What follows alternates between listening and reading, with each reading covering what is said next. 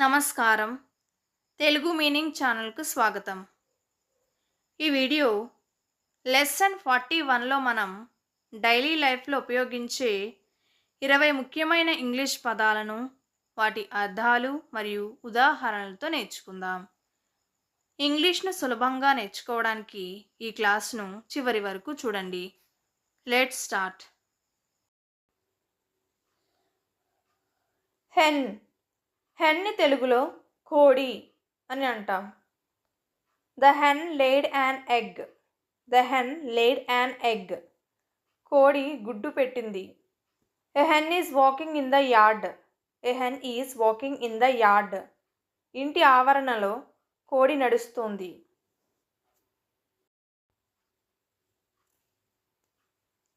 Horse. హార్స్ని తెలుగులో గుర్రం లేదా అశ్వం అని అంటాం. The horse is running fast. The horse is running fast. గుర్రం వేగంగా పరిగెత్తుతోంది. He ride a horse. He ride a horse. అతను గుర్రం ఎక్కాడు. థిసారస్. థిసారస్ని తెలుగులో పర్యాయ పదకోశం అని అంటాం. A thesaurus helps you find synonyms of words.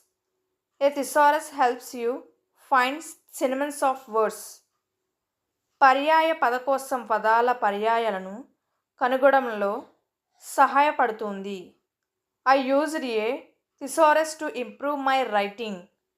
I used a thesaurus to improve my writing. నా రచనను మెరుగుపరచడానికి నేను పర్యాయ పదకోశాన్ని ఉపయోగించాను.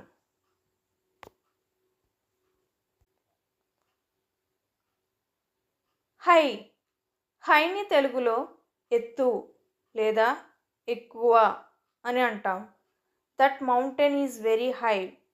That mountain is very high. ఆ కొండ చాలా ఎత్తుగా ఉంది. The price is two high. The price is two high. ధర చాలా ఎక్కువగా ఉంది. నంబర్. నంబర్ని తెలుగులో సంఖ్య అని అంటాం. Right your phone number. Right your phone number. Me phone సంఖ్యను రాయండి. The number is not correct. The number is not correct. సంఖ్య సరైనది కాదు. పోస్ట్. పోస్ట్ని తెలుగులో పోస్ట్ లేదా ఉద్యోగం లేదా పోస్టు అని అంటాం. He got a new post in the office. He got a new post in the office. అతనికి ఆఫీస్లో కొత్త ఉద్యోగం వచ్చింది. She posted the letter yesterday. She posted the letter yesterday. ఆమె నిన్న లేఖ పోస్ట్ చేసింది. హేట్. హేట్ని తెలుగులో ద్వేషించడం అని అంటాం. I hate lies. I hate lies. నాకు అబద్ధాలంటే ద్వేషం. They hate cheating. They hate cheating. వారు మోసం చేయడాన్ని ద్వేషిస్తాను. హీట్. హీట్ని తెలుగులో ఉష్ణత అని అంటాం. The heat in summer is unbearable. The heat in summer is unbearable. గ్రీష్మకాలంలో ఉష్ణత తట్టుకోలేనిది. Too much heat can spoil food. Too much heat can spoil food. చాలా వేడి వల్ల ఆహారం పాడవుతుంది. హాఫ్. హాఫ్ని తెలుగులో సగం లేదా అర్ధం లేదా అర్ధభాగం అని అంటాం. I ate half of the cake. I ate half of the cake. నేను కేక్లో సగం తిన్నాను.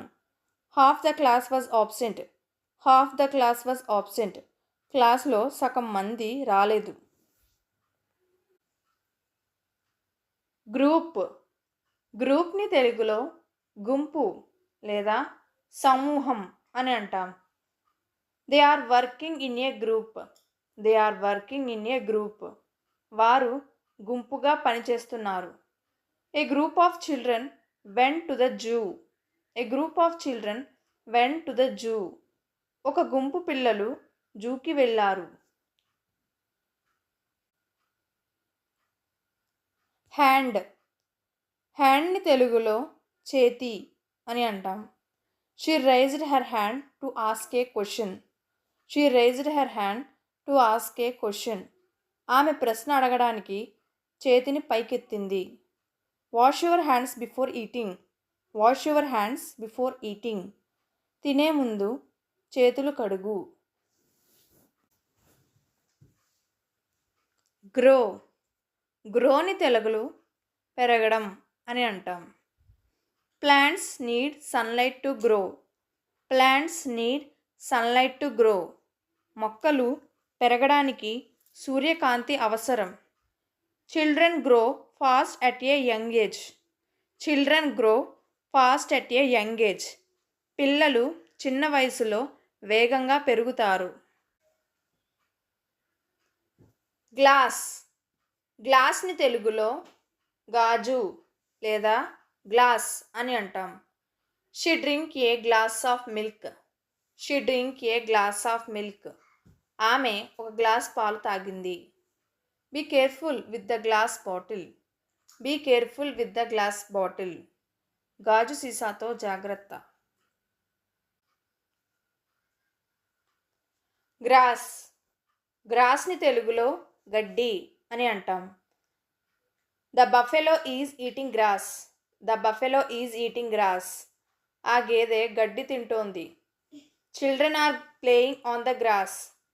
Children are playing on the grass. పిల్లలు గడ్డిపై ఆడుతున్నారు. చేంజ్. చేంజ్ని తెలుగులో మార్పు అని అంటాం. Change your clothes. Change your clothes. మీ బట్టలు మార్చుకోండి. I want to change my job. I want to change my job. నేను నా ఉద్యోగం మార్చుకోవాలనుకుంటున్నాను. గేమ్. గేమ్ని తెలుగులో ఆట అని అంటాం. Cricket is my favourite game. Cricket is my favourite game. Cricket నా ఇష్టమైన ఆట. Let's play A game together. Let's play A game together. మనమంతా కలిసి ఒక ఆట ఆడుదాం. గార్డెన్. గార్డెన్ని తెలుగులో తోట అని అంటాం. She waters the plants in the garden every day. She waters the plants in the garden every day. ఆమె ప్రతిరోజు తోటలో మొక్కలకు నీరు వేస్తుంది. There are many flowers in the garden. There are many flowers in the garden. తోటలో చాలా పువ్వులున్నాయి. Convenient. కన్వీనియంట్ని తెలుగులో అనుకూలమైన లేదా సౌకర్యవంతమైన అని అంటాం. Is this time convenient. Is this time convenient. ఈ సమయం మీకు సౌకర్యవంతంగా ఉందా? Online shopping is convenient. Online shopping is convenient. Online shopping అనుకూలంగా ఉంటుంది. డిప్లొమాటిక్. డిప్లొమాటిక్ని తెలుగులో నాయకత్వపూర్వక అని అంటాం. He gave a diplomatic reply. He gave a diplomatic reply. అతను నాయకత్వపూర్వక సమాధానం ఇచ్చాడు. Diplomatic skills are important in politics. Diplomatic skills are important in politics. రాజకీయంలో నాయకత్వ నైపుణ్యం అవసరం. కాన్ఫ్రంట్. కాన్ఫ్రాంట్ని తెలుగులో ఎదిరించడం అని అంటాం. She had to confront her fears. She had to confront her fears. ఆమె తన భయాలను ఎదుర్కొనాల్సి వచ్చింది. He confronted the thief bravely. He confronted the thief bravely. అతను దొంగను ధైర్యంగా ఎదుర్కొన్నాడు. ఈ 20 పదాలు మీకు నచ్చాయని ఆశిస్తున్నాను. వీటిని ఈరోజే ప్రాక్టీస్ చేయండి. మరిన్ని ఇంగ్లీష్ లెసన్స్ కోసం ఇప్పుడే తెలుగు మీనింగ్ ఛానల్కు సబ్స్క్రైబ్ అవ్వండి. Thank you.